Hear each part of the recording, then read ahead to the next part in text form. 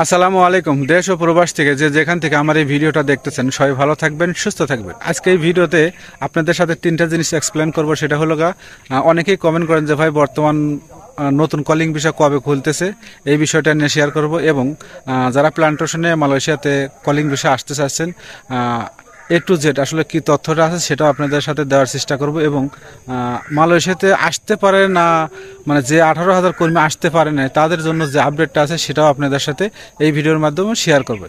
তো ভিডিওটা শেষ পর্যন্ত দেখবেন, তাহলে কিন্তু আপনারা সব কিছু বুঝতে পারবেন। ফুল না দেখে কখনোই মন্তব্য করার চেষ্টা করবেন না। যাই হোক, প্রথমে আপনাদের সাথে শেয়ার করি যে 18,000 কর্মী। আপনারা জানেন যে কিছুদিন আগে কিন্তু এটা নিয়ে অনেক কথা বা অনেক কিছু কিন্তু হয়েছে যে 18,000 কর্মীর বর্তমান পরিস্থিতিটা কি।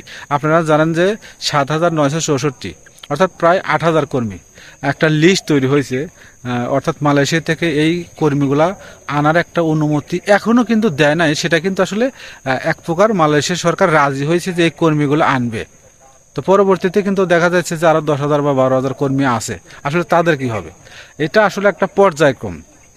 মালয়েশিয়া সরকার চাচ্ছে যে একটা লিস্ট করা হয়েছে, যাদের সমস্ত কিছু ডকুমেন্ট বা সমস্ত লাস্ট যে কাজগুলো শেষ করছিল তাদেরকে নিয়ে কিন্তু একটা লিস্ট করছে 7,964। ঠিক আছে।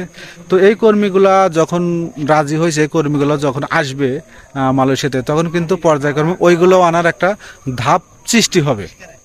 তো এদের সর্বশেষ আপডেট কিন্তু এটা ছিল, খুব শীঘ্রই এরা মালয়েশিয়াতে প্রবেশ করবে।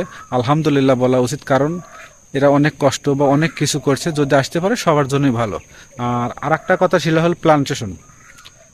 অনেক ভাই জানতে চাচ্ছেন যে ভাই কতদিন মেয়াদ বাড়াইছেন বা কি পরিস্থিতি প্লান্টেশনের। তো যারা প্লান্টেশনে আসতে চাইছেন, আপনারা জানেন জানুয়ারি, ফেব্রুয়ারি, মার্চের 31 তারিখ পর্যন্ত এটা কিন্তু মেয়াদ বাড়াইছে। ছিল হলো জানুয়ারির 31 তারিখ পর্যন্ত, মেয়াদ বাড়ে আরও 2 মাস, অর্থাৎ জানুয়ারি, ফেব্রুয়ারি, মার্চের 31 তারিখ পর্যন্ত মেয়াদ বাড়াইছে। এর মধ্যে যাদের মেডিকেল, টাকা পয়সা, অনেকে জমা দিয়েছিল, বসেছিল, তাদের ভাগ্যটা খুলে গেছে এবং তারাও কিন্তু প্লান্টেশনে মালয়েশিয়াতে আসতে পারবে।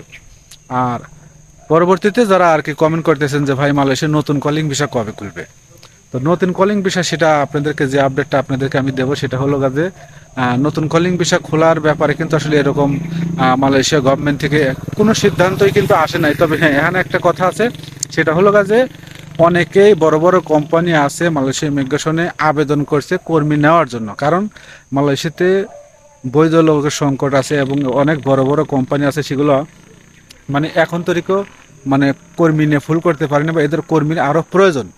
এরকম কিন্তু অনেকে বড় বড় কোম্পানি মালয়েশিয়াতে গভর্নমেন্টের কাছে আবেদন করছে। দেখা যাবে যে এরকম আবেদন করতে করতে এক সময় না দেখা যাবে যে নতুন কলিং ভিসা খুলবে, সার্ভিস সেক্টর হোক, বিভিন্ন কোম্পানি হোক। তবে সেটা কিন্তু আসলে অপেক্ষার ব্যাপার। ঠিক আছে, অপেক্ষা করলে মেয়া ফল, একটা কথা আছে না। আশা করি যে নতুন কলিং ভিসাও খুব শীঘ্রই মালয়েশিয়াতে খুলবে। তো ভিডিওটা ভালো লাগলে অবশ্যই চ্যানেলটি সাবস্ক্রাইব করবেন আর পেজটি ফলো করে দিয়ে একটা শেয়ার করে দেবেন। ভালো থাকবেন সবাই, আল্লাহ হাফেজ।